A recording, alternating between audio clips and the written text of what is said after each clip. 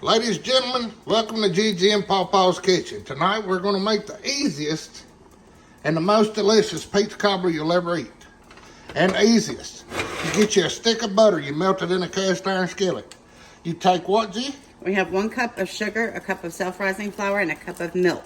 You stir that together real good. Pour it in with your butter. Yep. Take you.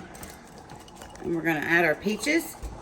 Peaches here. Yep. Go ahead. We're adding actually 2 cans of peaches. Yep. 2 of the smaller cans of peaches. There you go. Because we like peaches. And you put it in the oven.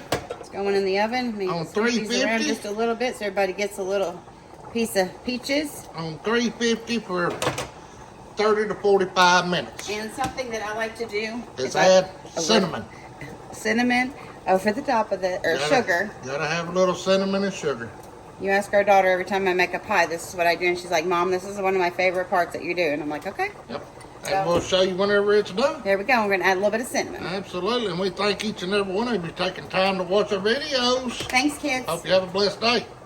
Here we are, kids. After about 50 minutes at 350 degrees. There's our peach cobbler. Yum. Hot. See the steam? I mean, delicious. Jelly. Fixing to have that with a little bit of ice cream. There we go, ladies and gentlemen. Children of all ages. The easiest and best Peach cobbler you'll ever put in your mouth. Y'all please give it a try. I promise you, you'll love it. Hope everyone has a blessed day. Stay safe, healthy, happy. And thank you again for watching our channel. Talk to you soon. Bye, kids.